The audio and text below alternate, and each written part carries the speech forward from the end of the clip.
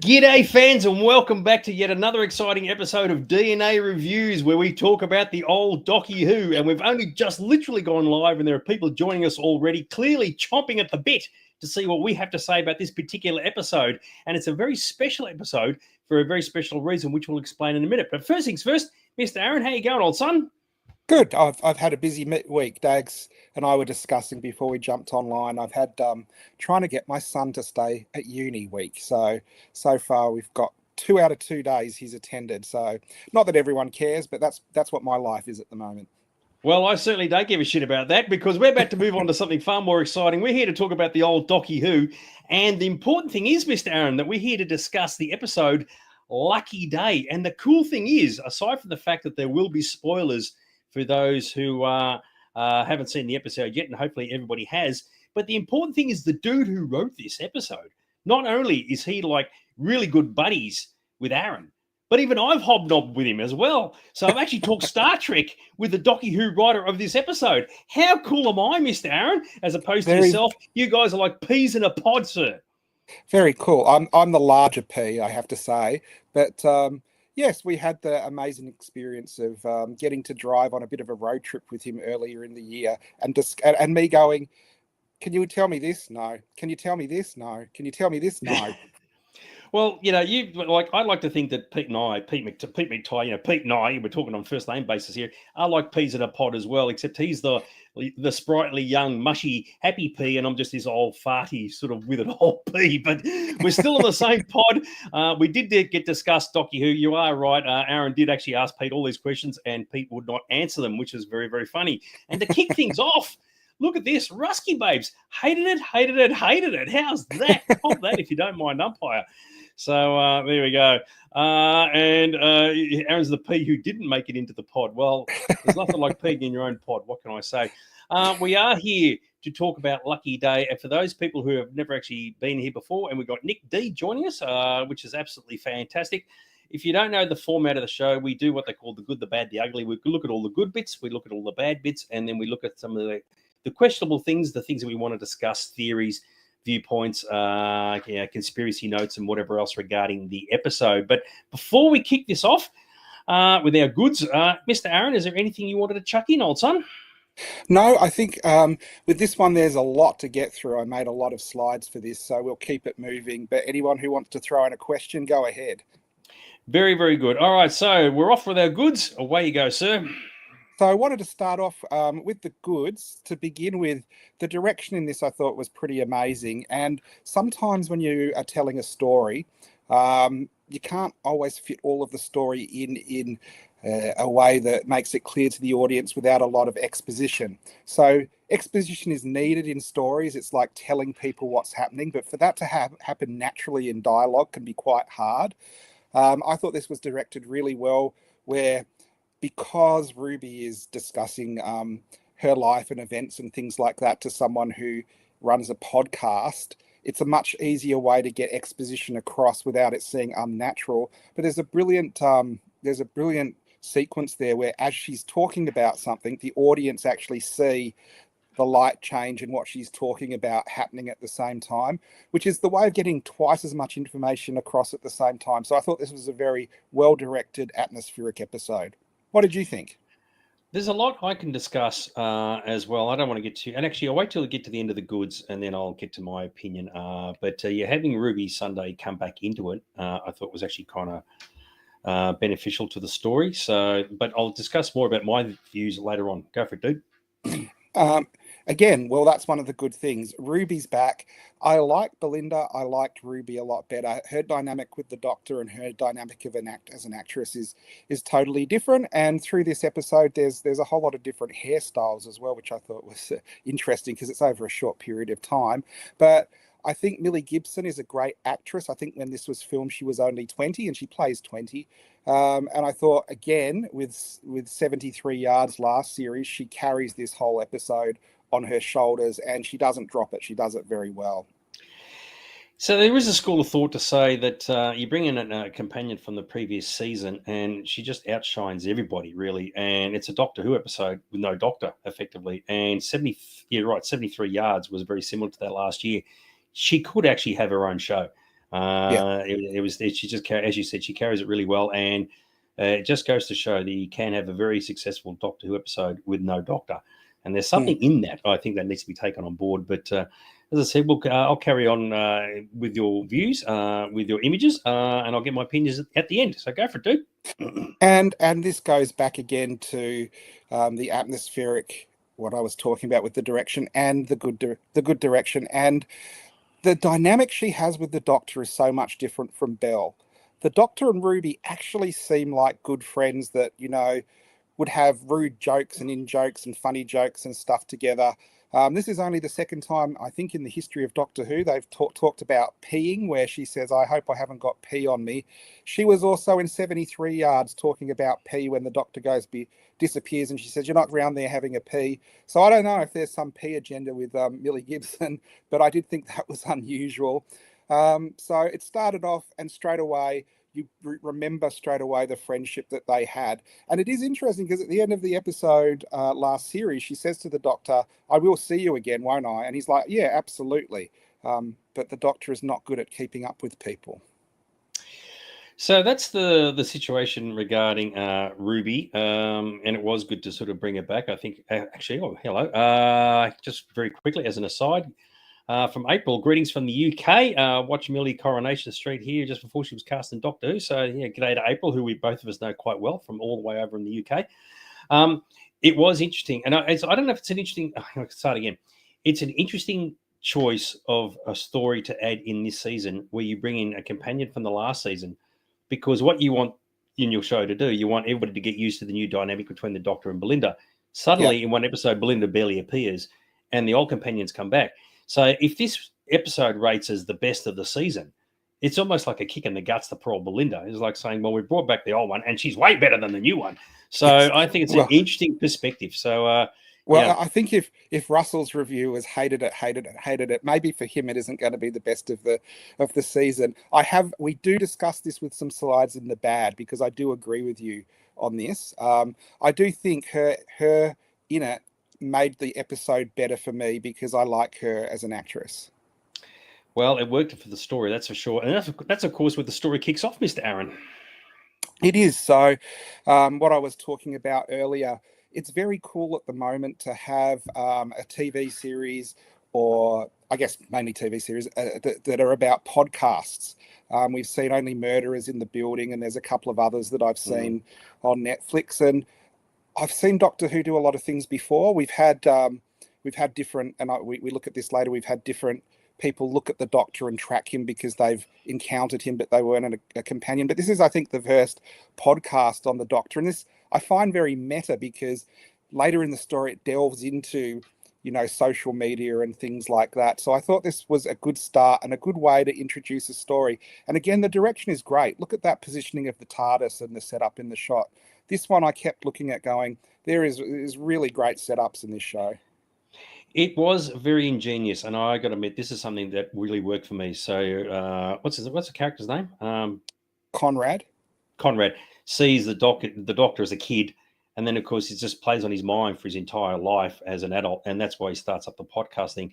It is something that is very modern, and it works for today, because you couldn't have done this 20, 30 years ago because podcasts didn't exist. Very, very clever. And these days, podcasts are a way for people to talk about things that sort of impact their lives. So I thought that was very ingenious from a writing perspective, to say, how can you use something that's very common today that would actually naturally occur dynamically, with a person saying, I'm just going to get my thoughts and views out there. And there would have been a lot of people following him because he's talking about this thing that he saw as a kid. And I think that was actually very, very ingenious. So I've got to say, all credit to them for that one. So yeah, played up really well. He'll explain his position later. I'll just say, I don't hate it in the sense of space babies. Oh, okay, well, that's if you said this was worse than Space Babies, I'd be kicking you off the show. Keep going, Mr. Aaron. So again, when this happens in a series with an established character, it can be good or bad, and that's when they do a romantic subplot. And I actually think they pulled this one off really well. I think the way it went, you could actually imagine Ruby falling for him and it being genuine, and it didn't seem forced. I mean, in life, you never know if that's going to happen or not. This wasn't one, as I watched it, I groaned and go, no. In fact, because she shares like a same history of knowing the doctor and finally finds someone she can talk to about it who's outside the events in her life, you can understand why she would latch onto this and have a good time. So when you see, guest star of the week fall for one of the regulars, it's probably not going to last, and it always seems a bit forced. I was actually pleasantly surprised. My words. I was actually pleasantly surprised. This actually wasn't too cringy. I completely fell for it. Absolutely 100%. And I must admit, at this point in the story, I thought, okay, it's kind of just drawing along a little bit to say, well, okay, Ruby's met this dude and they're sort of connecting up. But I did not foresee anything. And I thought, okay, she's found herself a new partner. And it's great and wonderful, brand new relationship. And they show some of the elements of what new relationships are like, who's paying for what and who's going to eat where and all the usual awkwardness that go with it and the hand holding and whatever else. I was completely sucked. And I thought, yep, okay, I don't know where this is going, but I wasn't trying to foreshadow anything because I don't know who the actor is. And I thought, well, okay, cool. It's all very groovy until you got the twist later on. And I definitely did not see that coming. So it certainly worked for me. So, it was very groovy. And when you get Ruby back, you get her family. And you know what? I didn't really love her family the first time round, but when they came back, because you already know them and you don't have to set up a backstory, they all fall into place really easy. And they were hilarious. They make a great background characters, featured extras and things like that. But they're more than that. You actually kind of care for them because you've been through what they've been through with Ruby. And because they care for Ruby, they're another way that it can explain what's going on in Ruby's life without her all this exposition. They're worried because she obsesses with the doctor. They're worried because she hasn't been out with anyone else and things like that. And so I thought this was really cleverly done, where all the exposition was done very naturally. And then they did do funny stuff like Cherry Sunday. They say, oh, we've stalked him on Instagram, and if you scroll down you can see like shirtless pictures, and as soon as everyone leaves you see her scrolling down really fast, which I thought was pretty hilarious. Yeah, no, it was all very, very clever. I mean, yeah, the thing is, once you start introducing other family elements, it can be a little bit like, oh my god, just get on with it. But it did kind of work, and naturally, as soon as you mentioned you're in a new relationship, everybody wants to know the ins and outs of a duck's guts as to what's going on. But even they, as in, like, they're looking through all these social media, they didn't pinpoint what he was really like, and I thought it was very clever. So it was a way of masking what was going to happen, and saying, well, okay, this is actually quite legitimate. It's all good. Yeah. He's got a tick in the box from all of us, which I thought was very groovy. So there's a couple of things here. I don't know if this was deliberate, and I don't know, and I can't find anywhere else online where anyone has noticed this. One of the things with the aliens they're dealing with, it kind of makes the electricity go bad. Now, before it all started happening, when they were walking down the street, just as they're getting together, you see there's a cab and the lights on it and the inside lights are sort of, they're having problems with it as they walk by and kiss. So I did wonder, is that to do with the Shriek trying to look where he is and stuff? So I did think what was really cool, there's lots of little clues littered through this episode in the background while the major stuff is going in. And of course, there you have Ruby's first kiss and they're holding hands, and it didn't seem unnatural. I thought it was going pretty well. And you actually thought, good for you, dear. Hope it all goes great. And of course, when it all goes pear-shaped later on, you go, oh, Jesus Christ. Now, April sent a message. She must have spent ages typing this out, so I'll read this one out.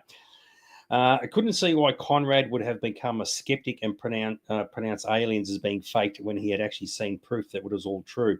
If I'd seen that as a child, this is talking about the TARDIS and the Doctor and whatever, it would have convinced me that aliens were real, not the opposite.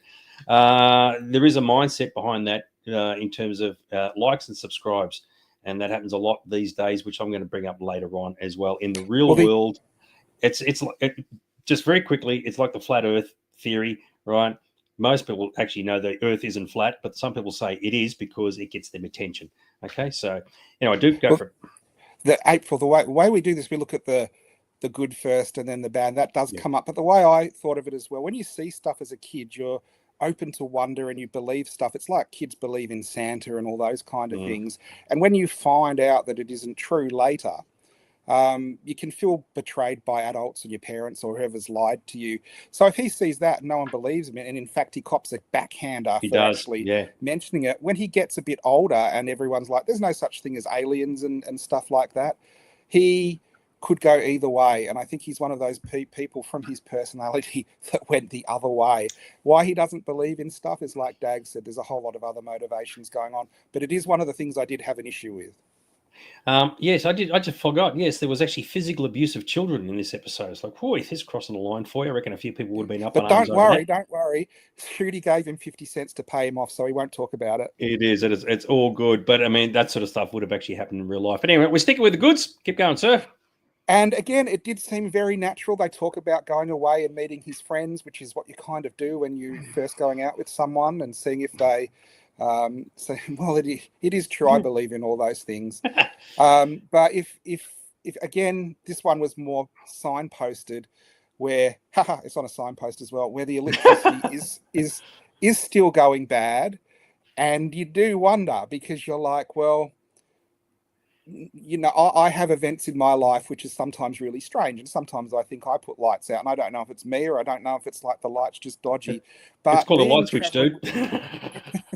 But when you're traveling with the doctor, like they say, you're always thinking, because you're always wondering if something's going to happen. So a glitch like that at a bus stop, to anyone else, you wouldn't second thought. But for Ruby, she is, because she's on all the time. Yep, that's exactly right. She's always constantly switched on. Something weird happens, it's got to be an alien. And so she's effectively been corrupted by her time with the docky, and she's effectively a busted woman now, so she can't switch it off. So that wouldn't be good. Something weird, it's got to be an alien, which is not at all cool. Just quickly, Adzy's joined us for the first time in ages. Don't think his little brain could cope with what we saw. What you talk about, Aaron's little brain? I know we have that problem all the time. So, but yeah, that's actually a very, very good point. And I thought the same thing, especially in the pub. Lights are flickering. Oh, it's just the power generator at the back, and she's going, nah, it's got to be aliens. It's like, oh dear, you got to learn to just let it go, even though in the end she was correct. So yeah, very, very cool. So we there's actually a really important piece of dialogue here that no one really notices, and it does make sense to all this light stuff later. I met Sparky when he was when I was renovating my kitchen, or rewiring my kitchen. So we've actually got someone in his group of friends who is an electrician, and he actually goes missing when all the lights start going on in the pub as well. So there's different levels of, as a viewer watching it, going, is this for real? Is this aliens? Wait a second, he's got a friend who's an electrician who happens to disappear when this goes on. So I did think that was really interesting, because it's just when they're walking along, talking about each of the friends and how they know each other and things like that. And that's another great thing, where you have red herrings just put in very natural dialogue. Russell said, this is another long one. Yes, that is actually a dubious bit of plotting. The story makes sense in our world with the assorted rat bags around. There you go. But the world of Doctor Who is very different, with multiple public alien invasions and visitations through the years, not to mention the Loch Ness Monster swimming in a pool of London. Fair point. In the Doctor Who world, a lot of weird stuff would actually occur. I guess it's a question. It's kind of awkward, but most of this Doctor Who stuff that happened in the real world occurred decades ago, if you will. If you look at the real timeline of the show, unless there was an episode with Tom Baker saying set in 2025 and some weird stuff happened, maybe nothing has happened on Earth for a couple of generations, and people have just grown up thinking there are no aliens. I think I get where they're coming from. Yep. I think, to answer Russell, there's so much happening in the recent series where Earth was moved across and Daleks invaded and destroyed, and invasion and Christmas invasions and all of that. There was one episode where I think Stephen Moffat resets it and wipes it all, so no one remembers that anymore, which is, you know, another big cheat. But it would be at the point where everyone on the planet knows that aliens exist, so they wouldn't argue with the Doctor or whatever. But I think they had to do that. Someone will know. I can't. It wasn't a Matt Smith episode, though. Yeah, exactly right. I like this from Colin. Bet you Sparky got paid for his work before he disappeared. Exactly right. Just quickly, because I know she's come all the way from the other side of the world. Know some people like that who see aliens and everything and UFOs when it's probably a satellite. Yes, exactly right. Remember, the UFO does not mean flying saucer. It just means something's flying and we don't know what it is. Right? Yeah. So don't automatically assume it's freaking aliens. Unbelievable. But yes, speaking of good old unit. And of course, we're back on Earth. We've got Ruby, but she's got the backup of Unit. So when spooky stuff starts going down, she can call unit. And what I really liked about this is you've got Kate who's on duty and she's working late by herself, but you see a hand come out, and it's of course is it Sergeant Abram, who they kind of have implied in the past that there's a kind of romantic connection between the two of them, which is pretty cool. And she says, I like working late. And now I think about when Sergeant Benton and Mike Yates used to work late together all the time, why they liked working late as well back in the old series. Very true. To be honest, I lose track of what's supposed to have happened, and I expect so do the showrunners. That's the joy of a time travel show, Rusky Babes.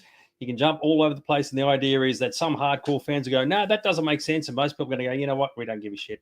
But as you said, if Stephen Moffat said he did a Dallas season 8 and just wiped it from the minds of everybody, that's how you get around those particular I actually did.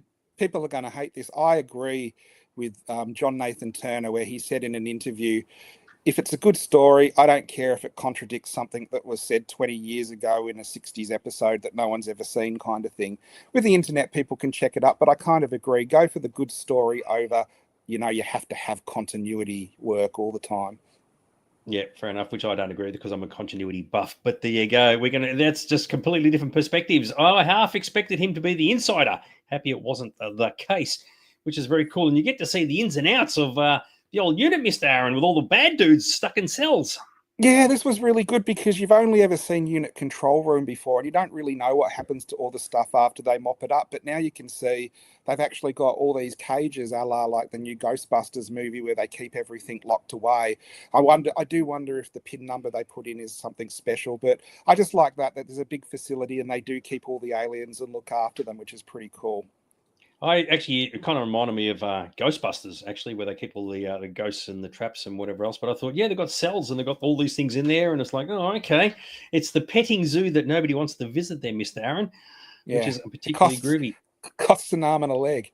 It does indeed. So there you go. Very cool. So I thought this was very interesting. When it all starts going down, we have a lot of comments from the people in the pub. Now, I don't know if they're in on it or not. It's one of those things where I think they're probably not, because it's going to just be the group of friends. But it is obviously the conspiracy is starting to happen and they're setting everyone up. They're talking about, there's something out there like the devil himself. And a lot of this actually reminded me of the 70s episode, The Daemons, which I'll show later in the ugly stuff. But I did really like this setup, and it did totally get me. I was totally, I was totally expecting it to go down like everyone else. It did for me. Ruby says those classic lines at the beginning of that scene, I'm just waiting for something to go wrong. Never, ever say that in a science fiction like this. Well, it's very funny because you got this on the very next slide. I knew straight away. Yeah, the dude didn't take the antidote. He's completely screwed the pooch. Yeah, exactly. But the thing is, like, he seemed so good with a couple of dodgy lines where you're like, oh, maybe he's not so great. But this could have been, if they had gone down this path with, I didn't take the antidote because I wanted to be brave like the Doctor, and you and me can be partners like the Doctor. When I was watching this, I was going, oh no, I'm not liking this story. This guy, it's just, he's turning into a dick obsessed with the Doctor. So the fact that this is in good is because what happens later, because it totally sucked me in and I was totally on the hook with what they were trying to sell. It worked for me because I could see this happening in real life, where a guy's finally met the girl. The girl keeps talking about how cool this other guy was. What can I do to be just like him, even though I can never be just like him? And not taking the antidote, want to be brave, want to be tough. And you are right. He does come across as a bit of a knob, but it makes complete sense that he would do that. And I thought, yeah, okay, dude, you're about to get your ass kicked because clearly you're never going to be like the Doctor. But of course, he doesn't know that. And of course, Ruby just thinks then, mate, you're a complete tool. So had everything just played out as per normal, you do wonder, right? Imagine if the shriek was real and they captured it again, whether she would say, nah, sorry, Conrad, you got to get the ass, the lemon. I've got to give you the lemon and SARS, mate, because you're a complete knob. Or whether she would have said, all right, no, let's just try and rekindle and like make the relationship work. So I don't really know. But it is good that she puts him in his place. So because in the end, it's like, dude, mate, what are you doing, son? Again, I was thinking, oh no, I'm not liking this because she's doing the brave thing. She goes out by herself, and then he's again out there going, like, look, we're a team, like you and me, you and the doctor. And I was thinking like you, I was thinking Ruby's probably a nice person. She could probably talk to him a bit and say, hey, look, you don't have to compete. If you want to be my boyfriend, we don't have to talk about the doctor all the time, but we're in a serious situation here, so don't stuff things up. So him being like that was causing tension in the situation because there's these big mutant alien dogs running around trying to eat them. Well, it's funny because in what would have happened is he would have said to her, "Tell me about all your stories," and she would have said, "Well, the doctor did this and the doctor did that," and he's like, "He shouldn't have asked in the first place." But of course, he wanted to ask. It had been a normal scenario because he wanted to know her adventures. But of course, once he realizes just how cool this doctor is, he's like, well, how can I compete with that? Mm. And of course, when she goes out of the pub and he goes with her, it's like, oh, you thought, no, he's going to get knocked off for sure. So it all makes complete sense because there's nothing worse. If you're the new dude on the scene, who am I up Yeah, against in the history? And you go, oh, yeah. gosh, oh, okay. Your previous other half was like he used to work in Africa and feeding the starving kids over there and climbing Mount Everest and all that. And I'm just a nerd sitting in front of a camera talking to you. It's like, what chance have I got? Well, it is one of those things as well where part of his character is he runs a podcast. He's been asking inquisitively about her and the doctor, so he's heard every brave story. And anyone else would probably think, I can't compete with this. Yeah, yeah. So when he ran outside with her, I thought I did not know where it was going to go, but I thought there's a good chance he's going to get knocked off. But of course, that is not what happened. And the good unit turn up, and I thought they did say earlier if there was any emergencies they could get the helicopter and get in there and they wouldn't be more than 20-30 minutes, and she gave them the nod and they did turn up. And it's always good to see unit turn up. They actually used a real helicopter in this. Usually they fake it in Doctor Who because they cost so much, and they did a night shoot with the helicopter. And again, remind me of the Damons where there's the church next to the village and the pub and stuff, and you get unit turn up. So it's all looking very tense. They're now on like an alien bug hunt, and units there, and you've got these people in town they've got to save. What are we here for, boss? We're chasing a xenomorph. A xeno what? It's a bug hunt.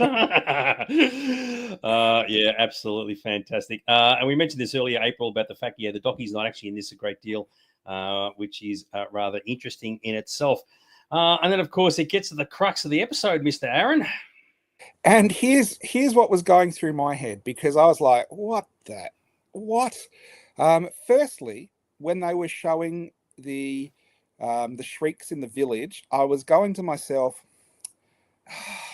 they're not looking as good as I hoped they would. They look like a bit like men in suits. Like, it's filmed okay, but with the close-ups, it's not being the kind of monster I hoped it would be.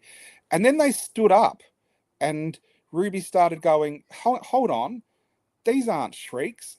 In my head, because at the beginning of the episode, they'd been walking through a disused department store with dummies, I was like, oh my goodness, it's the Autons. Like so I was, again, totally off of what was actually happening here. And then, of course, like Scooby-Doo, they peeled their head off, and it was old man Sparky and his friend all along. See, instead of thinking of a simple answer, oh, there's just dudes in suits. Oh my God, it's friggin' Autons. You friggin' Doctor Who nerds kick in and like, oh my God, it's aliens from this episode. Bloody hell. I thought, at this point, the story was kind of like running down a very, very basic plot point. Okay, Conrad's hooked up to Ruby. He's just a bit of a knob. He hasn't taken the serum. The Shriek's come back. And then you're thinking, the Shriek's in jail. How'd they find another one? Yeah. And then, of course, we get to this massive reveal. Now, before you say anything, think tank, has that ever come up before? Yes, that's an old, I guess, fascist sort of organization from the 70s. It's from Tom Baker's first story, Robot, where they were working for think tank, where they got all the scientists together and wanted to use knowledge for their own benefits and take over the world, kind of thing. So yes, a big tick to a callback from the past with that one. All right, keep going. Okay, and it's not a major, oh my gosh, it's Davros or oh, the Doctor's regenerating or something like this. But this is one of the biggest twists I've ever seen in Doctor Who. And it's more a soap opera type twist than a science fiction twist.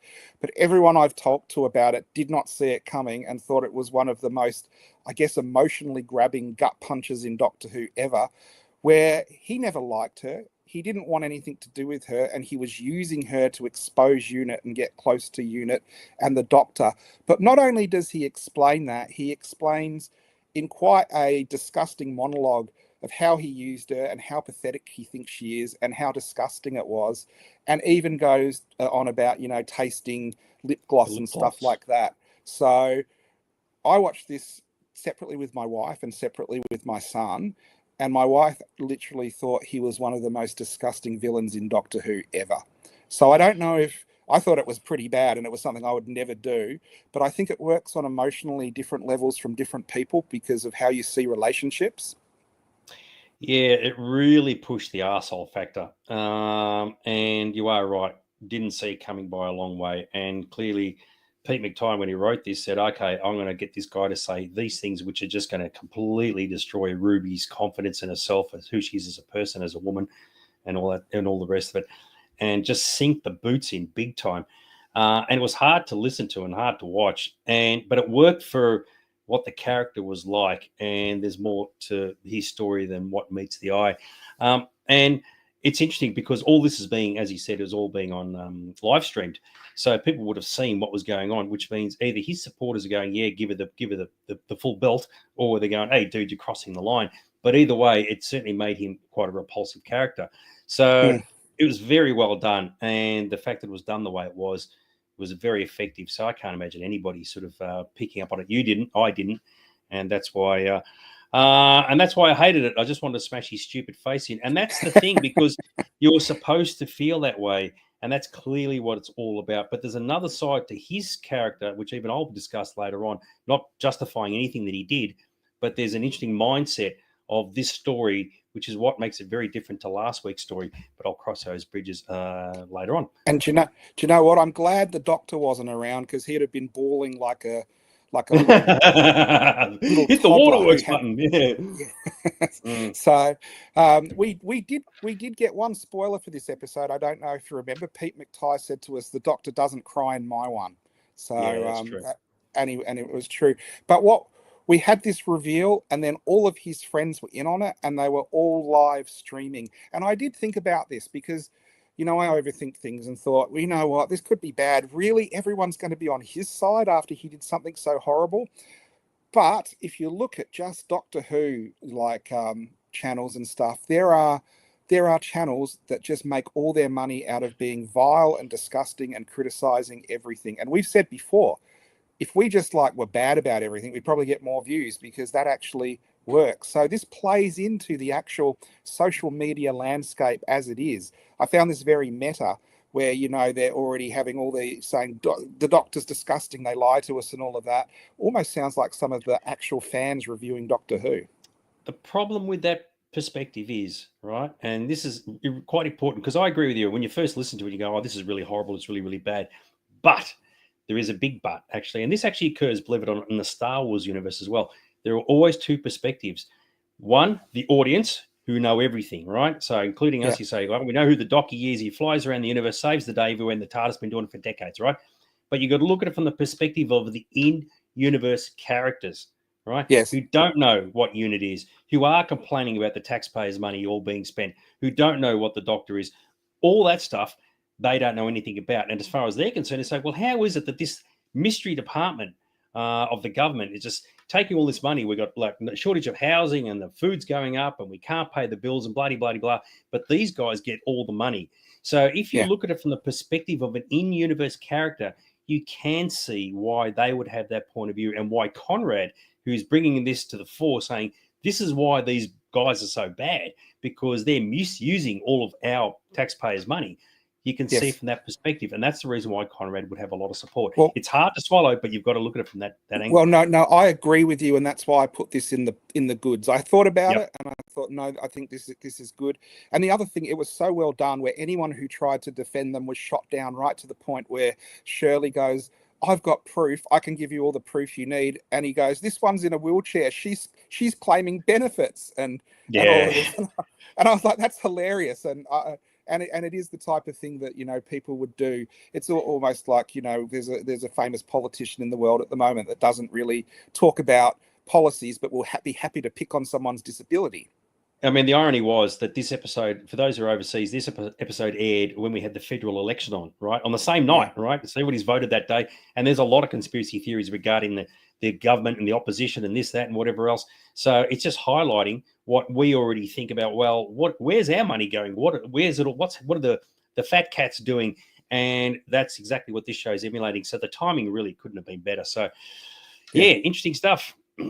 And then I thought this was great too. It went in a direction I really didn't see, where social media exploded, and you can see everyone is being negative, and negative feeds on itself, and all the negative people are getting, outrageous emojis and thumbs up and stuff like that, and it spreads and spreads and spreads. So I did think it was probably something you don't really see in a Doctor Who story. It was very down to earth, and if you were just a casual viewer watching it, you could identify with this one a lot more than The Well or Lux or something like that.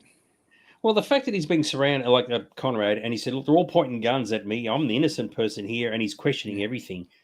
I mean, you just wanted him to get his head blown off, right?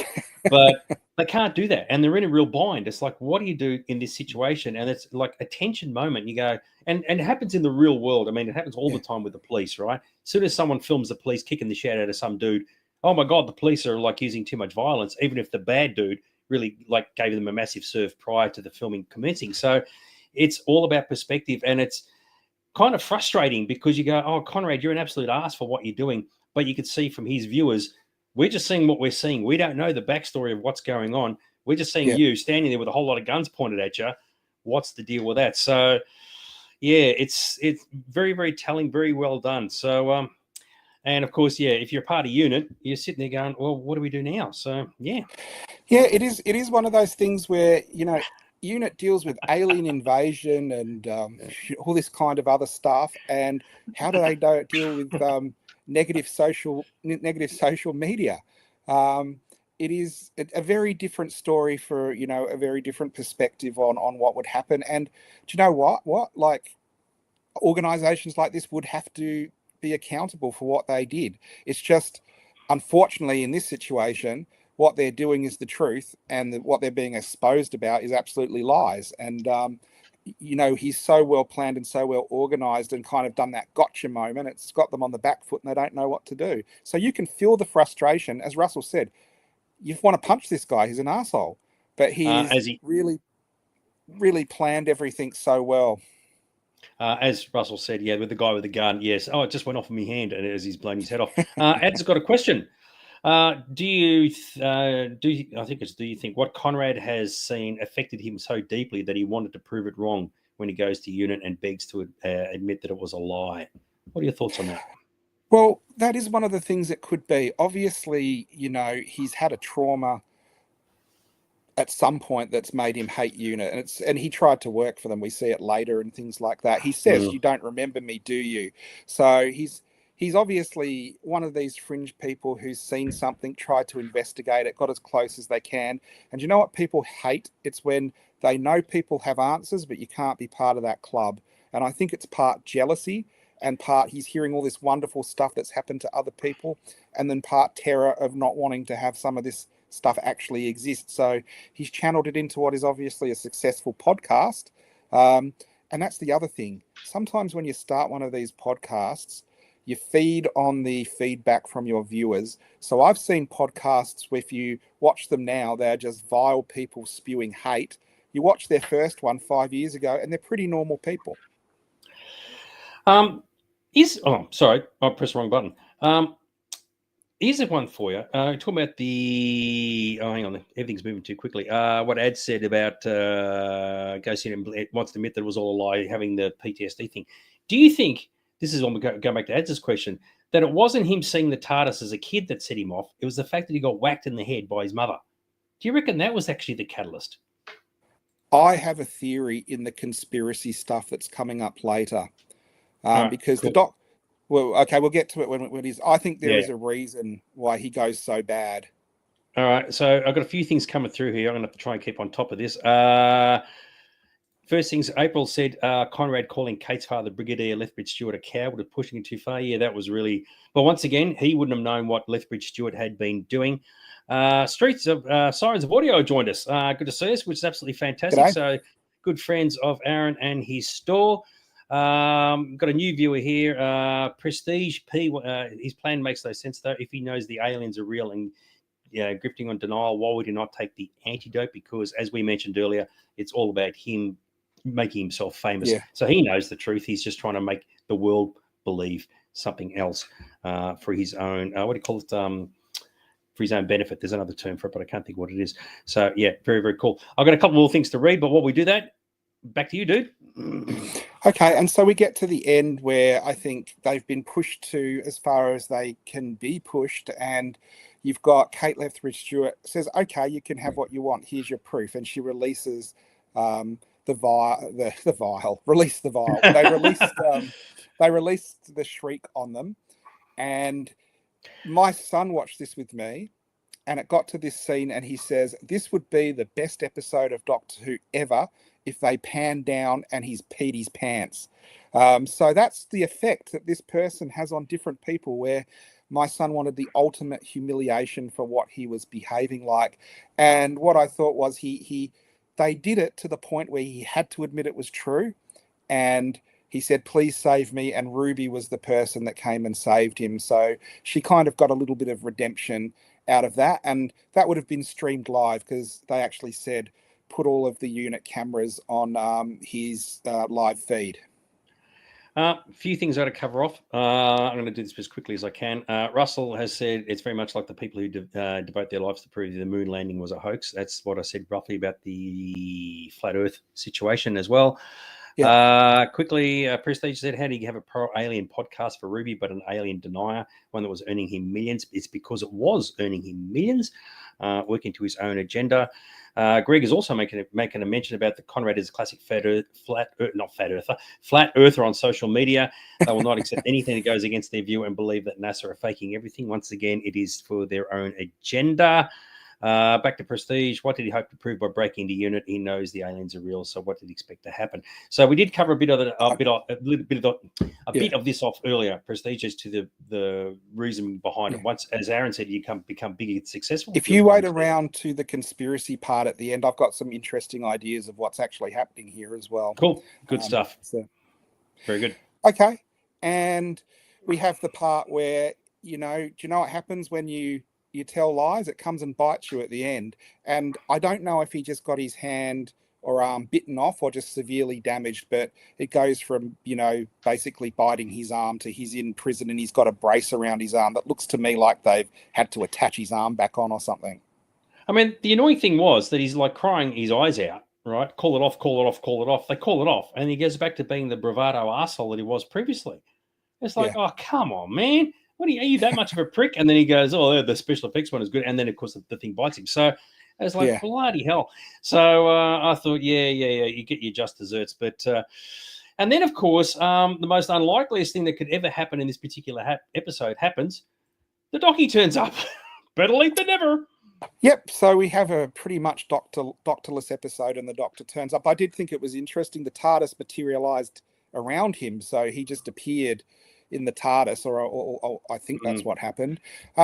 This was another example of a really greatly directed scene where the TARDIS has never been filmed like this before. I don't know if you noticed this, Dags. It was all on Dutch angles, and Conrad was all leaning one way, and the Doctor was all leaning other ways. And the way they filmed it, it gave some of the best full vision of the TARDIS set that we've had since Russell T Davies took over again. So I thought this was really good, where he's finally got to meet the Doctor. The Doctor says, you have to be invited into my TARDIS kind of thing, and you've hurt one of my friends. So where Conrad gives one of those ultimate asshole speeches, the Doctor comes back and puts him in his place.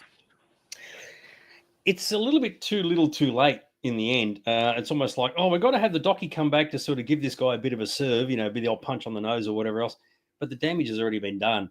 And it's almost like an afterthought to a large degree. So, oh, he's got to be here somewhere. I'll just put him back in, gets his big spiel out of the way. So I thought this was Yeah. actually one of the weaker parts of the episode.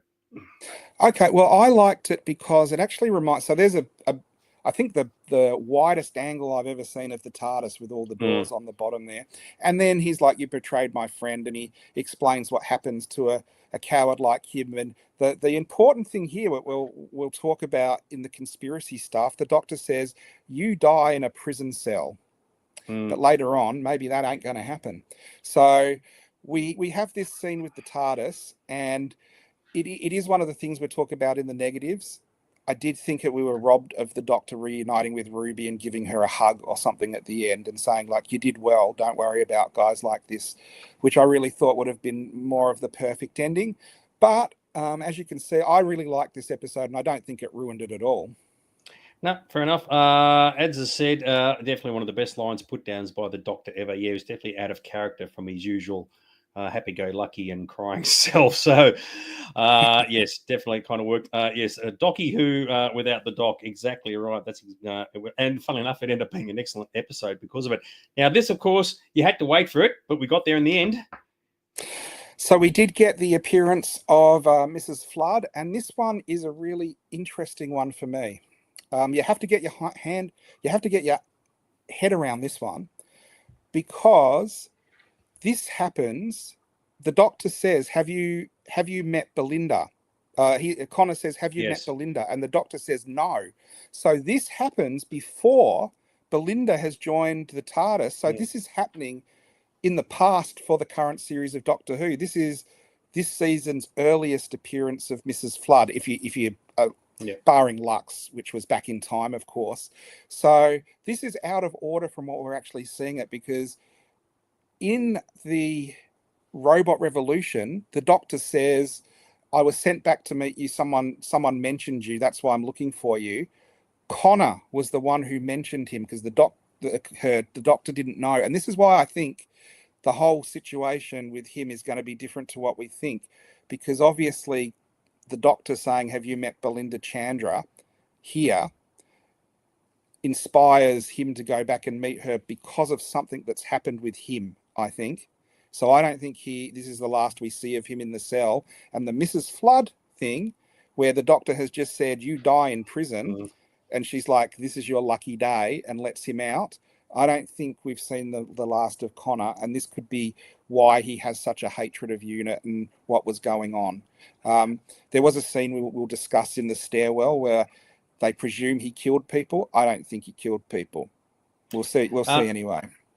You are right. So with Conrad, not Connor, yes, there's more to him Conrad. than what meets the eye. And you are right. It's the old timey-wimey stuff. And it was a good little bit, about Belinda. And he goes, "No, never met her." So it's in between companions. And so there's more than meets the eye. Now, whether that was written in just as a nice little bit of fluff and a throwaway thing, who knows? But of course, as soon as Mrs. Flood turns up, it's like, "All right, what do you got planned now?" And she's doing the old Pirates of the Caribbean, holding the keys. Yeah, it wasn't a piece of fluff, because Conrad says to the Doctor, and we're going to discuss this later, I deny your reality.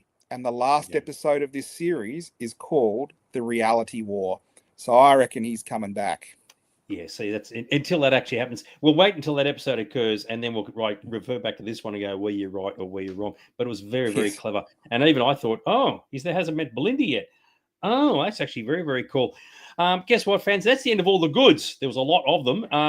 So that was all very, very groovy. We've got some bads now. Okay, so time to sink the boots. We're going to do a Conrad to Ruby. Sink the boots in hard. And let's kick it off, sir. Away you go. Okay, what we were discussing earlier, what's the name of the show? Docky Who? Who was hardly in this episode? The Doctor. The Docky. Now, I liked this episode. I really love this episode. But when you only have 8 episodes in a series, not 12 or 13 and everything anymore, you really need to have the main character in it every episode. Now, I understand they have to double bank an episode, which means they're filming one episode at the same time as another, so the Doctor can't be in both. It's for economic reasons. But I really, really am sad after last series where there were 2 Doctor Light episodes. there shouldn't have been an issue this year, and this is a Doctor Light episode. So as an episode, I love the episode. For a series of Doctor Who, I'm a bit disappointed we missed one with the Doctor. It's a contentious one because if you're a person who doesn't like Ncuti Gatwa, you'd be going, great. The less you see of him, the better. Yes. And because he hasn't really endeared himself to everybody, I reckon there would be people who'd be going, oh my God, this was such a great episode because he wasn't in it, which is a Yeah. shame because it shouldn't be that way. I agree with you. How can you have a Docky Who episode with no Docky? So, but we saw this last year with 73 Yards, and that was an excellent episode. And once again, he didn't appear in that much at all. So, Yeah. when I first, because Aaron and I, for those who don't know, Aaron and I watched this at the same time. And as soon as it finished, the first thing I thought of, well, how can you have such a great Doctor Who show when the Doctor doesn't appear in it? Maybe he's not needed at all. So, yes, it's an interesting observation. But you wanted more Docky. I was happy with what we got. So, yeah, each their own. But that's why I thought he had to be shoehorned into it at the end. I was happy. Yeah. Yeah. I was happy with the episode as a series. It's Doctor Who. So Yeah, exactly right. Very cool. So this is what we were talking about with April earlier about the plot, and I do think this was pretty vague. He saw the TARDIS materialize. He was given something from the Doctor, so it's not like, it's when he went there was no proof. He actually had the coin. He later bumped into Ruby again when he saw the TARDIS, and I presume that was just it happened. We might find out someone directed him there in the future. I don't know, but he saw that was real. They weren't playing for anyone. That was an empty, abandoned building, and the Doctor and Ruby didn't know he was there. So why would they be pretending there was aliens and he got the alien goo on him and all that kind of stuff? And then, like I said, like other people have said at the end, you said at least the special effects are approving. So after seeing all of this stuff and seeing Unit and seeing the shriek in Unit and all of this, I did find it hard to believe he wouldn't believe. He's either unbalanced, which is probably true, or in denial, or doing it for money. But it wasn't actually spelt out at the end. And I do like, dot the I's and cross the T's. And it would have been nice what it actually was to be revealed. Comes under that old heading, I see it, but I don't believe it. And I guess if you spent your whole life believing a certain way, there's just nothing that's going to make you change your mind, even when it's right in front of your face. Once again, using the flat Earth analogy is exactly I've got the same. a great name. April put like The Adventures of Millie. They could do a series called What Millie Did Next. Indeed. Very good. Just stick with Prestige. The same with the setup in the village. That only prove Unit do respond to alien threats. So, so maybe that's it. Yeah. He's just convinced himself that it's not true. Once again, it relates to a lot of things in real life as well. Yeah. Yeah. So you've got Unit, the United Nations funded organization. It's got massive tower like Stark Towers. A guy breaks in and walks up the stairs and then goes up the elevator because there's just one person. I was like, oh, come on. Like, they've got security and they've got the Vlix and all this other stuff, and he managed to do that. This is why I think maybe down the track, because we didn't see him kill anyone on the stairs, and they say you killed people. You see him, taser and a gun go off, and he kind of goes, no, I didn't. And what are you talking about? They're actors, or maybe they didn't even exist. So he's either the Looney Tunes and really did kill him and doesn't know, or something else happened. And I'm always of the opinion in a movie or a series, if you didn't see it happen on screen, it's probably some sleight of hand where you're going to see later something else happened. But until that, just because he managed to sneak into Unit with one guy in a pass up the stairs and through the lift, they couldn't stop the lift, or they couldn't do anything. I think they did say, oh, she says, let him up. But I did think that was a bit beyond, believable. Did I miss a bit? I thought there was a guy on the inside helping him out. There was a guy, and he kind of electrocuted him on the stair. That's what I'm saying. There's just they said he killed him, I think, or he was fighting for life or whatever. And I did think, there was no more resistance than like a couple of guys on the stairs.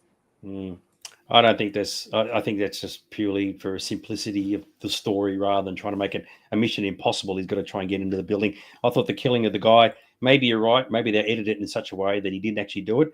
But I also thought, okay, they didn't want to show him actually physically killing the Yeah. dude. I mean, it is still a family Docky Who show.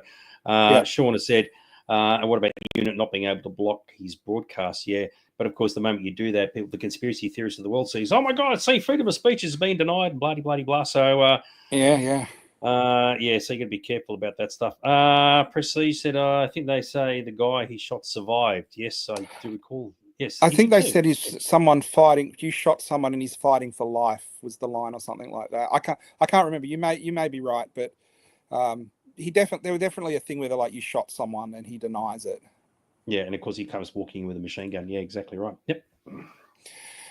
So the other thing, and this is sort of, I did the good with the social media, also the bad. They managed to get like on all these massive shows. Is it really such a big issue, like a UFO deniers with government funding? And I didn't think it would have taken off as much as it would. As you were saying, I'm a character watching and not someone in the universe, but I did think it went may like a viral hit online, absolutely watched by millions of people.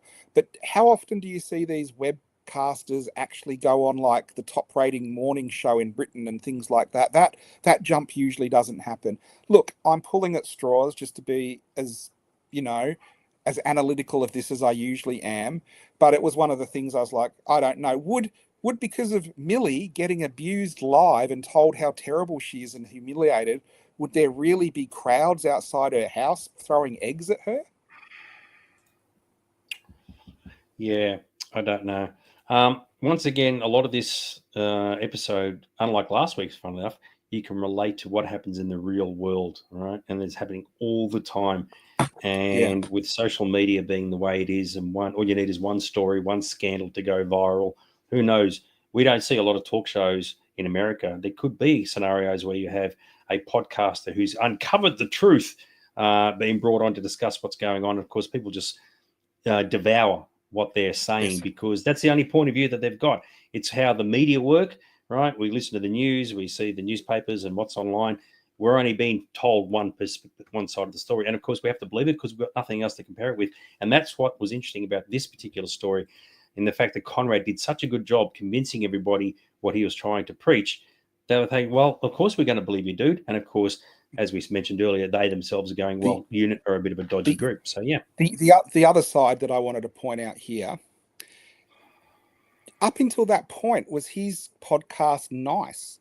Because surely with the internet, and even Ruby's family said they stalked him and looked at him, wouldn't she have listened to a couple of podcasts before she went on the show? Were they Mm. really all nice and positive until it got to her and his whole career was to this massive setup? I did think it's one of those things where I said you look at some people's now and you go back and they're Mm. nice, but you can always, there is a progression to the point where they get to be, douchebags. And I did think if they've like looked him up online, there must have been some indication that he wasn't like, Prince Charming all the way through. Yeah. Remember, we know that, but the people watching his podcast may not necessarily know that. Abel's got a good point. Hang on. Unit was always a government cover up organization, and now they are known by all and sundry for proclaiming aliens and UFOs as being true. That's where they need the thing from Men in Black that makes, everyone go boof in the face and people Yeah. forget everything. And as a follow up, Russell said, as he said earlier, it's a story which makes sense in our world, but not in the Doctor Who universe. Speaking of Russell, he posted this really long comment. I can't put it on the screen; it'll cover up most of the screen. So sorry, Rusky babes. All that typing was for nothing. But that's the thing. Maybe in the Doctor Who universe, trying to relate it to the real universe, I don't know. It's each to their own. But we can only take from the perspective that we've got. What do you reckon, there, Mr. Aaron? Yeah, I did read Russell's comment. I agree with it. Basically, it's like, wouldn't they be able to, detect it was cosplay and stuff like that and not the real deal? I think they didn't detect anything. That was the issue. They came down and they weren't getting any, power signatures and things like that. So I think the fact that there wasn't anything there at all also, fooled them a bit as well. But yeah, too much to write about. And then Yep. this is what I'm talking about at the end. Like, it's really nice to see that Kate Lethbridge Stewart is now close enough that she can give her a hug, but I was really hoping it would be the doctor that came back and said, like, how you going, babes? Like, I miss you, kind of thing. I understand, like, you can't travel with me anymore, but, we'll always be friends, and I'm sorry this happened, kind of thing. For him to deal with the villain and then forget his friend. Maybe he doesn't want her to never get over him, maybe. But I did think that would have been a nicer ending. See, I disagree. I reckon they would have weakened it. So you're going through all of Ruby's trauma and what she's gone through. You're thinking, oh, you poor dear, you've just really, really had your life like sucked out of you. Oh, the docky's here. How good is that? He's going to come over and give her a hug and bloody blah. And all the attention goes to him.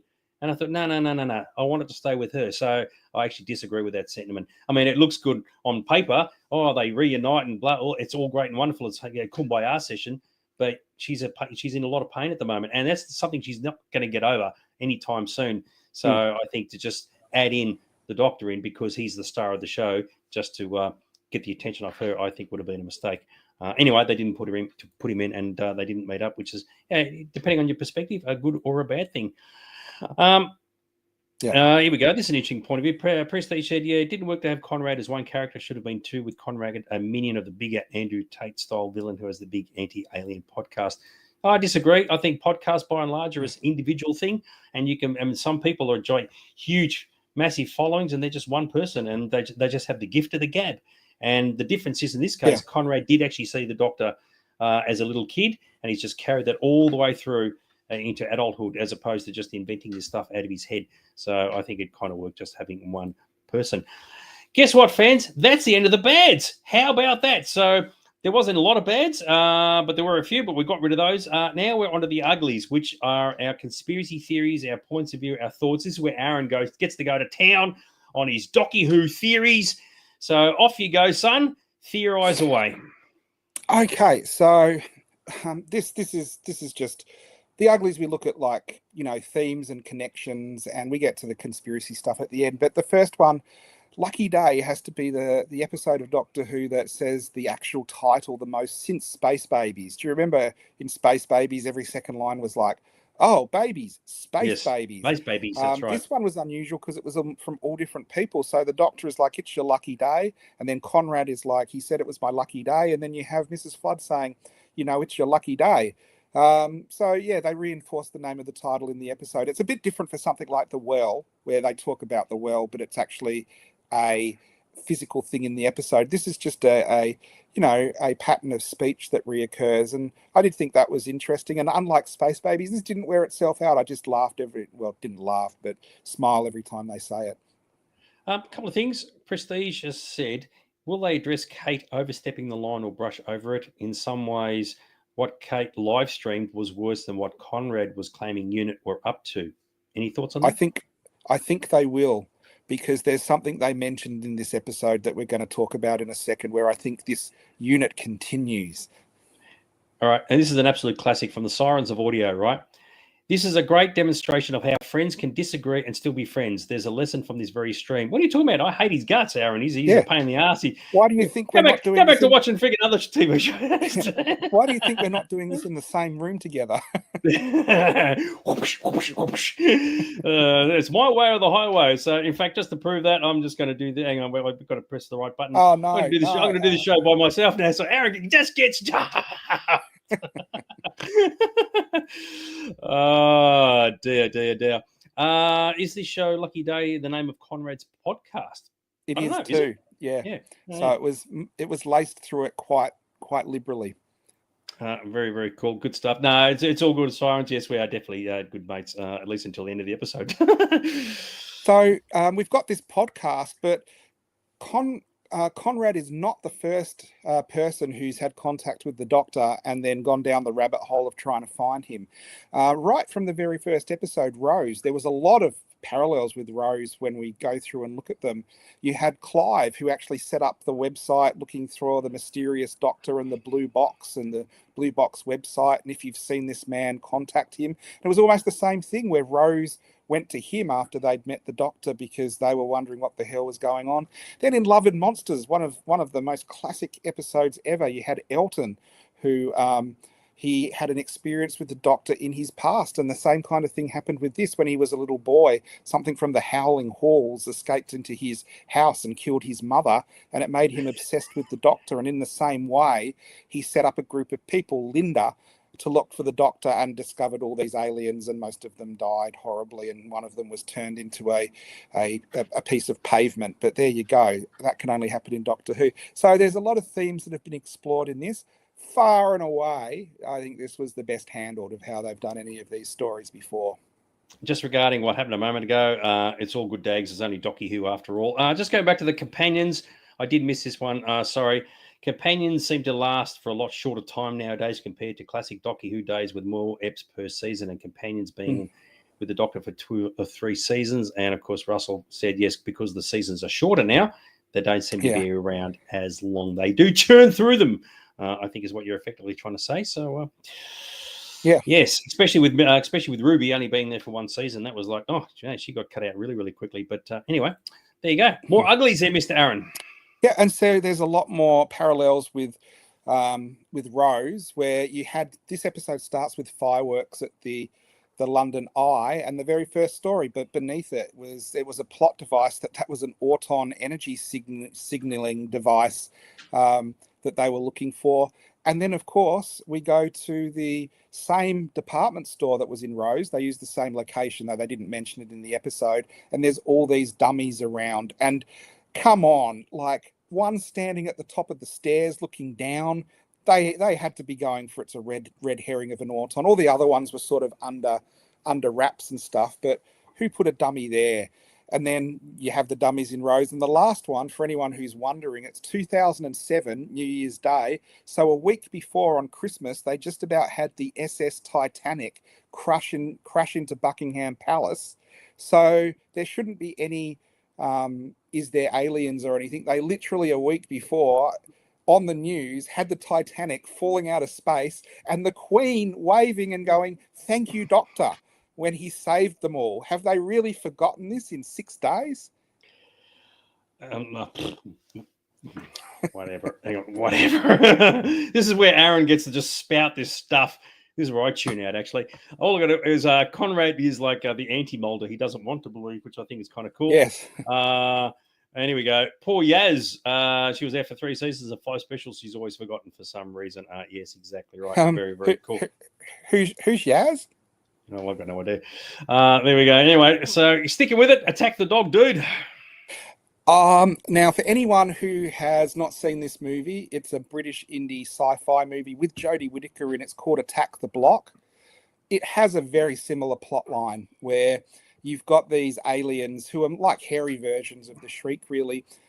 What happened is one of their dead children they found on Earth, and it got like the pheromones all over people. So anyone it touched, these aliens came after. Really worth seeing. I watched this and go, this is making an awesome episode of Doctor Who. So it's a DNA Reviews recommendation for anyone who hasn't seen it. What's it got to do with this episode, dude? What did I miss? Because the themes are very similar and the same, and they look very similar but hairy. Oh, my head hurts. Okay, very, very cool. Attack the Dog. Apparently, we recommend it. Make of that what you will. Absolutely love it. Anyway, Robot Revolution, dude. So this was another one of those things. I almost put it in the bads, but I didn't. This series is really exploring bad boyfriends, isn't it? What Alan did in the Robot Revolution and his punishment getting turned back into Splodge, I think, that would have been a more deserving, punishment for Conrad. But we have had 2 series now where both of the main companions' boyfriends have turned out to be complete dipshits. Actually, I hadn't picked up on that, but that's actually well spotted. You are wondering if there is actually a theme there at all. If there's another episode this season regarding bad dudes, that will definitely cement that theory of yours. Yeah. I love when they have echoes of other things. I did really love and laughed where Ruby's grandmother warned her about going to small English villages because she's got looks in them, and her mother actually said, yeah, just because she's watched The Wicker Man, which made me laugh because that is funny and The Wicker Man is excellent. But it is one of those things where it does parallel with the story because Edward Woodward's character in The Wicker Man is getting gaslighted by the whole village, and then that is what happens in this village. If you look at the picture on the right that's the picture of the village they're in at the top, and underneath is a picture from the Damons. And when I was saying the Daemons was very similar, in the Daemons they land a unit helicopter, and Bok is first seen with his glowing red eyes, which is very like how the Shriek were introduced. I don't know if this was deliberate, but some of the setups were very similar. When Ruby was walking down the wall with some plants on it, Joe Grant did the same thing. Probably just a coincidence, but if you're a fan, they're always fun to pick up these things. This one I did notice when it was mentioned in the show. Mel's on her way to Sydney. Didn't understand the reference, but I thought the gag was good. So Mel's on her way to Sydney because there's something strange happening in the harbour. Now, the next thing Pete McTighe is doing is the war between the land and the sea, which is the return of the Sea Devils. And I do think that the whole Kate Lethbridge Stewart going too far and being a bit edgy, and the relationships and dynamics in the unit headquarters are going to be explored a lot more in this series. Hopefully we do see Sea Devils coming out of Sydney Harbour. That would be absolutely awesome. But they mentioned it, so I didn't put it in the good, but I just put it there because I thought it was pretty cool. So they're talking about horrible, ugly green aliens coming out of Sydney. Well, we just did have the federal election, so make of that what you will, fans. Them politicians, they're a bit on the nose, which is kind of cool. And we haven't got a Scooby-Doo moment, dude. There's two moments here. Now, I don't know if anyone noticed the echoing of 73 yards. There's two pictures of the pub. In the top one, that's from 73 yards, where all the people are again gaslighting Ruby and talking about Mad Jack, and they're all just making it up. And then down in the bottom, we have in her single episode again, where she's the main character, she's in another pub where they're all gaslighting her and telling her there's aliens outside. So this poor girl has a target on her back when it comes to that kind of thing. And I did think when they stood up and pulled their heads off, and they were masks and it was just guys inside, boy, they did Scooby-Doo proud on that one, didn't they? They would have got away with it too if it wasn't for those damn unit people. Sirens of Audio said it'd be better if the Sea Devils came up out of Port Phillip Bay, right? That'll be next year when we have the state election. So keep your eyes on Port Phillip Bay when that occurs. Very good. We have a bit of a sewerage problem in Port Phillip Bay, and I think the Sea Devils will still come up undeterred. You've been working on that joke all week, and as Russell said, yes, we've seen Yetis in Sydney before. Very good. Talking about Yetis, here's some more echoes from the past. We have Think Tank was revealed. Think Tank was a fascist organisation from Robot, also known as Giant Robot, one of the robots that influenced the robot revolution a couple of years back, where they had the modulator set to the same modulation, so you would hear the K1 robot when it spoke. And of course, you have this scene where Conrad talks about there's no Cybermen and there's no Yeti in the underground, which are both the two first unit stories going back to the 60s, although they were set in the 80s, we think, and the Sycorax, who, everyone on Earth witnessed that. So he is really being this denier of all these things that have happened, because it's documented, and unless it's the whole Matt Smith era erased everything, there's sort of undeniable proof with people being killed and the planet being moved and Yetis and aliens and Loch Ness Monster in the Thames and all of this kind of stuff. So he's up against it, being a denialist, I tell you. I'll tell you what, mate, look at you going full nerd on that one. You're rattling off all these species and things, and I'm going, mate, I'm glad you know what you're talking about. So how cool. It just boosts your cool factor. I do wonder if you did a podcast of your own, just yourself, just talking stuff.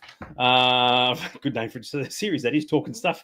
How like people would just go, oh my God, Aaron is the coolest Doctor Who nerd in the universe, if they don't think that way already. No, I'm not. Good to see Guy is here with us. Haven't seen him for a few weeks. Indeedy, duty, diety. Doesn't Mel realise the carrot juice is better in Melbourne? Exactly right. Sticking with our uglies. So here's a few things. We had, it wasn't actually her. I thought it was when it came up. One of the social media influencers looks a lot like Elle from Who Culture, who's one of the big Doctor Who channels. And I thought, oh, the lucky, she's got a cameo because she does a podcast. I mean, that's ultimately what we're aiming for, isn't it, Dags? They want us on Doctor Who at some point. But it wasn't her, but I did think that was interesting because it was obviously meant to be her and look like her. And the other thing is we have the American newscaster who's worked her way up for the ranks, Trinity Wells, where she started off being, a newsreader and then got her own show. And now she's got Trinity Wells, and it's like one of those in Melbourne Tonight type shows, totally always on the side of the conspiracists and saying fascism in the streets of London and stuff. But that's pretty amazing that she's been playing the same character for 20 years now in Doctor Who since the series came back. And all she is the American newsreader that sort of gives little info bites for the story. I couldn't help but think that if you and I got invited on a podcast, I can understand a lot of people going, yep, Aaron certainly deserves it. But me, I don't even watch the damn show. I can imagine a lot of people, and I can mention a few names already, who would be absolutely pissed if I was actually on a Doctor Who podcast. Well, you do watch the show. I make you watch it. And that's why people like your opinion, because it's honest. Yes, exactly right. Because when Aaron's spouting all this nerdy stuff, I'm just sitting there, my brain's turning to mush going, yeah, whatever. Anyway, we're moving right along. We're almost at the end. Yes, and we've got this stuff. We're in the conspiracy area now, which is where I just put stuff together and throw it at the wall and see what sticks. Now, you have Conrad in the TARDIS say, you've got many friends, Doctor. And I thought they were going to be talking about he might have found the people who travelled with him in the past and left him. But he's like, have you met Belinda Chandra yet? Which makes sense because that was the one he met as a little boy. But the Doctor is like, who? He hasn't met her yet. And I thought that was interesting because they're messing about in where in the chronology it is. And they have to be doing that for a reason, because there's no reason to put that in unless it's for something coming up later. And then the Doctor turns around and says, I'm going to reveal your future to you. You're a sad person who dies in prison of a liver failure. Now, I don't know if that was meant to be he goes back to prison and he stays there for 30 years, or he gets out and he goes back later. I thought it was he's going to rot in prison for the rest of his life. And then, of course, the conspiracy is the Conrad says, send me back to my cell. I deny your reality. I don't believe in any of this, even though he's standing in the TARDIS. And even when he gets back in his cell and Mrs. Flood comes along, he says, was that real? So even though he's just been in the TARDIS, he almost can't believe it then. And I don't think that's him, jokingly saying that. I think that his brain actually is protecting him somehow and saying, no, that didn't happen. It was all a dream kind of thing. I like the line. He says, have you met Belinda yet? And he goes, who? And then Conrad says, yeah, that's you, but have you met Belinda yet? It's like an ultimate version of who's on first and what's on second and whatever else. Yes, and Dags breaks the internet by doing the best Doctor Who joke ever that no one's ever thought of before. Thank you very much. I'll be here all week trying the veal. Yes. He says, you die in prison, and then he doesn't die, and Mrs. Flood says, and this is your lucky day. So I presume that means the Doctor was right, and he was going to die in prison, and Mrs. Flood has done something to change the timelines. And maybe he is the center of why there is no 2025 anymore and why Earth is destroyed. Maybe he is the person that destroys Earth and they can't go back.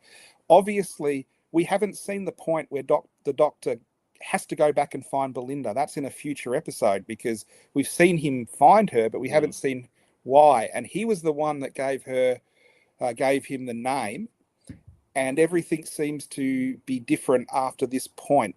So that's why this was set in the past. It can't be present because Earth doesn't exist anymore. So if he's around and they're setting stuff up in the past, I wouldn't be surprised if it was Mrs. Flood that did something to the guards in the corridor at Unit, because he had to be up at Unit Towers, or they had to release something. I don't know, but that's why we call this the conspiracy theory part. Interesting to see if it all happens. And if it doesn't, Dags, you can come on and say, Aaron, all that conspiracy, I deny your reality. Exactly right. I thought that was. I agree with you. Something very unique is happening. I'm not going to try and cover off what you said, but yes, it's clearly something's being set up, and let's hope the payoff is there. Because as we saw last season with Ruby's parents, it all went a bit skew-if, but let's hope they get it right this time around. Guess what, fans? That's the end of all the slides. We're done, but we have to rate the episode. This is what Aaron happens to think in our Rotten Time Lords rating system. So in our master meter, the more masters we have, the worse it is. The less masters, the better it is. And like last week, it's only one master, which is like 9 or 10 out of 10, Mr. Aaron. Yeah, it's very hard to rate this season against each other.